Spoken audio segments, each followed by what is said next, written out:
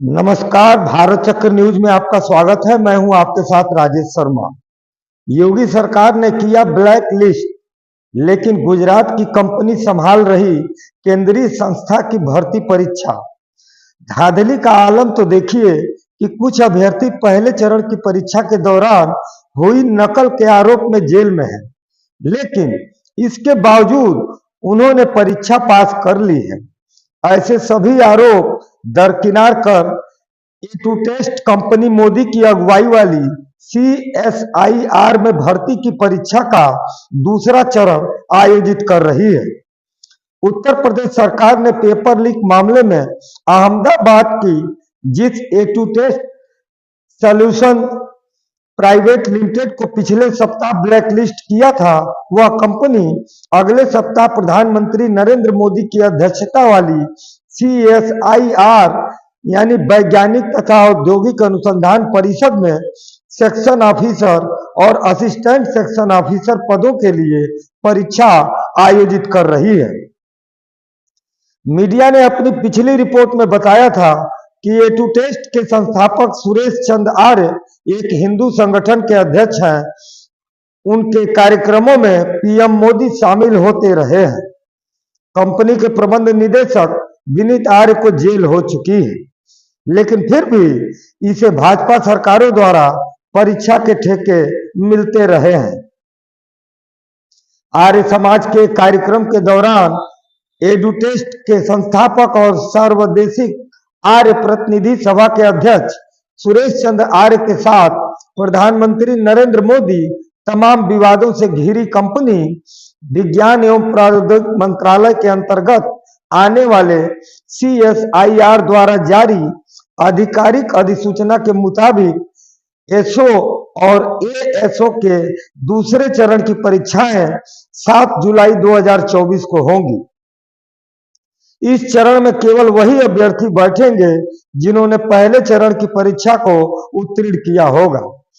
CSIR ने इसे एकदम अनदेखा कर दिया है कि यह परीक्षा कई विवादों से घिर चुकी है।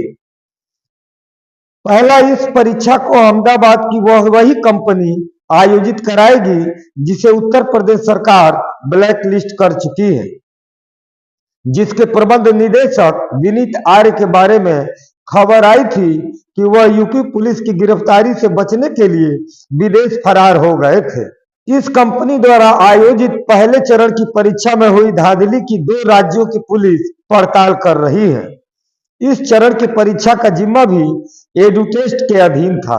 अभ्यर्थियों द्वारा पहले चरण की परीक्षा में बड़े पैमाने पर धांधली के आरोप के बाद मामला केंद्रीय प्रशासनिक अधिकरण यानी CST में है। कई अभ्यर्थी पहले चरण की परीक्षा के दौरान नकल के आरोप में इस वक्त जेल में है, लेकिन उनका नाम इस चरण के उत्तीर्ण अभ्यर्थियों की सूची में है। इसके बावजूद ए2 टेस्ट CSIR की इस महत्वपूर्ण परीक्षा के दूसरे चरण को आयोजित कर रही है, जिसके अध्यक्ष खुद प्रधानमंत्री नरेंद्र मोदी जी हैं। पिछले साल 19 अक्टूबर को CSIR ने ए2 टेस्ट को एसओ और एएसओ के पदों पर भर्ती की परीक्षा कराने के लिए लगभग 8 करोड़ रुपए का ठेका दिया। दिलचस्प बात है कि इसके ठीक अगले दिन यानी 20 अक्टूबर को बिहार विद्यालय परीक्षा समिति पटना के परीक्षा नियंत्रक ने ए2 टेस्ट को पत्र लिखा था कि समिति उनकी एजेंसी को घोर लापरवाही पूर्ण रवैये और गैर व्यावसायिक आचरण के कारण ब्लैक लिस्टेड कर रही है। इन पदों की परीक्षा 5 से 20 फरवरी के बीच देश के अलग अलग केंद्रों पर ऑनलाइन हुई थी। परीक्षा के दौरान अभ्यर्थियों ने बड़े पैमाने पर धांधली के आरोप लगाए। 8 फरवरी 2024 को उत्तराखंड के एक सेंटर पर पुलिस ने छापा मारा था। घटना की जानकारी देते हुए देहरादून के SSP ग्रामीण अजय सिंह ने कहा था, नकल माफिया और परीक्षा केंद्र संचालक राजपुर क्षेत्र स्थित IT पार्क और डोईवाला स्थित परीक्षा केंद्र में अभ्यर्थियों को नकल करा रहे थे। सर्वर रूम में रिमोट एक्सेस लेकर परीक्षा सिस्टम को हैक कर लिया गया था। देहरादून पुलिस का एक्स पोस्ट राजपुर थाने में दर्ज एफआईआर के मुताबिक सेंटर से पकड़े गए अंकित धीमान ने स्वीकार किया था कि उन्होंने 7 फरवरी को अभ्यर्थी शिवेन डबास पिता Bhupendra Singh roll number 126241 seat number 66 का प्रश्न पत्र हल कराया था। एफआईआर में शिवेन डबास का उल्लेख एक अन्य आरोपी संदीप कुमार ने पुलिस को बताया कि वे अंकित के साथ मिलकर इस धांधली को अंजाम दे रहे थे। संदीप की निशानदेही पर पुलिस ने तमाम इलेक्ट्रॉनिक उपकरणों को जब्त किया था। एफआईआर में अंकित और संदीप कुमार का नाम है। दिलचस्प बात यह है कि अंकित धीमान ने जिस शिवेन डबास को नकल कराने का दावा किया था, उनका नाम CSIR द्वारा 3 जून को जारी परिणाम में शामिल था। देहरादून के डोईवाला स्थित दून घाटी कॉलेज ऑफ प्रोफेशनल एजुकेशन नामक परीक्षा केंद्र पर भी गड़बड़ी के मामले सामने आए थे। मीडिया रिपोर्ट के मुताबिक परीक्षा केंद्र पर नकल के लिए बाकायदा एक कमरा भी तैयार किया गया था।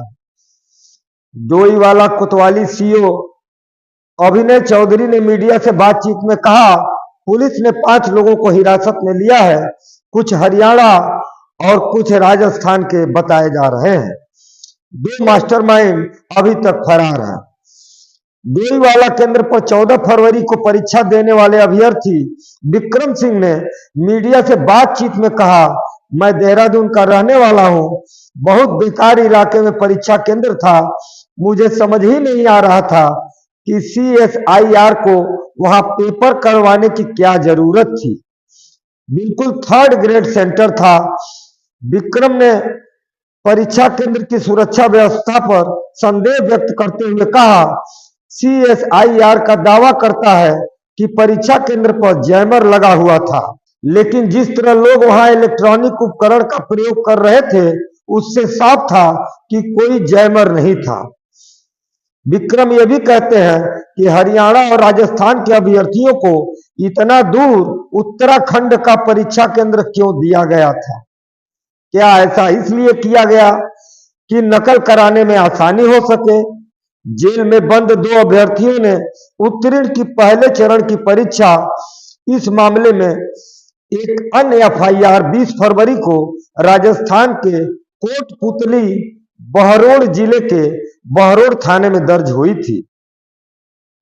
एफआईआर में लिखा है कि अभियुक्त रवि यादव ने स्वीकार किया कि वह SO और ASO भर्ती परीक्षा में नकल करवा रहा था।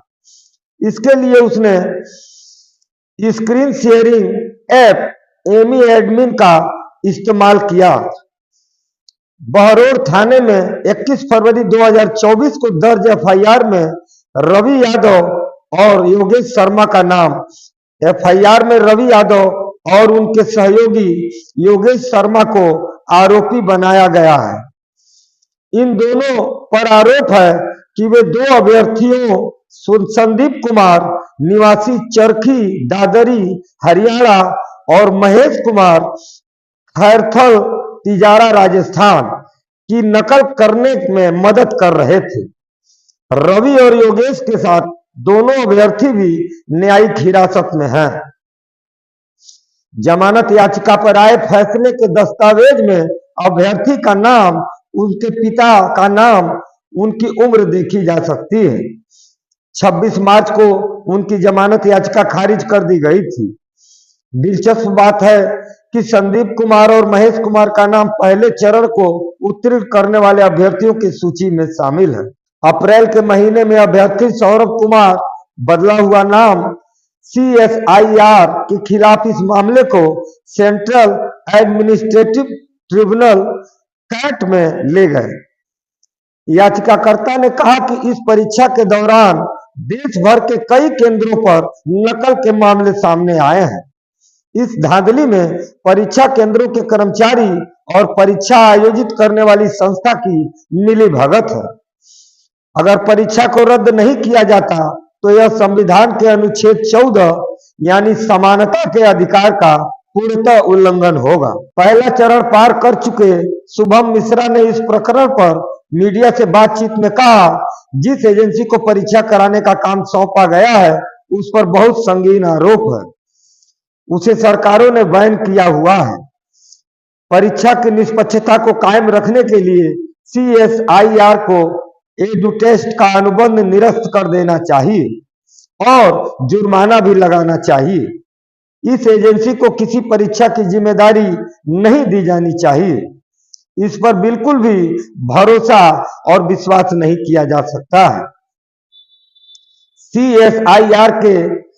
CSIR ने कैट के सामने 14 मई को जवाबी हलफनामे में विस्तार से अपना पक्ष रखा। एडुटेस्ट को चुनने के सवाल पर इनसे कहा कि इस परीक्षा के लिए सरकार ने टेंडर जारी किया था। सबसे कम बोली लगाने वाली एडुटेस्ट सॉल्यूशन प्राइवेट लिमिटेड को नियमों के तहत अक्टूबर 2023 में काम सौंपा गया था। CSIR ने अपने हलफनामे में कहा है, एसओ पद के लिए 4.75 लाख से अधिक उम्मीदवारों ने आवेदन किया था। स्टेज 1 की परीक्षा पूरे भारत के 19 प्रमुख शहरों में 138 परीक्षा स्थलों के साथ निर्धारित की गई थी। प्रत्येक परीक्षा केंद्र पर तकनीकी सहयोग, निरीक्षण, निगरानी और सहायता आदि के लिए एडुटेस्ट के कर्मचारी तैनात थे। इसके अलावा CSIR मुख्यालय ने अपने 2 वरिष्ठ अधिकारियों को इन परीक्षा स्थलों पर पर्यवेक्षकों के रूप में भी नियुक्त किया था। सरकार द्वारा प्रत्येक परीक्षा स्थल पर जैमर भी लगाए गए थे। परीक्षा को CCTV की निगरानी में आयोजित किया गया था। परीक्षा केंद्रों पर सभी अभ्यर्थियों की तस्वीर के साथ बायोमेट्रिक डेटा डिजिटल रूप से कैप्चर किया गया था। लेकिन 2 अलग अलग राज्यों में FIR के बावजूद CSIR स्वीकार करने को तैयार नहीं है कि परीक्षा के दौरान कोई गड़बड़ी हुई। आवेदक बिना किसी सबूत के देहरादून और राजस्थान में दर्ज 2 FIR के आधार पर पूरी भर्ती प्रक्रिया को बाधित करने की कोशिश कर रहे हैं। आज की खबरों में बस इतना ही। कल फिर मिलते हैं देश दुनिया की बड़ी खबरों के साथ। आप देखते रहिए भारत चक्र न्यूज। नमस्कार, जय हिंद।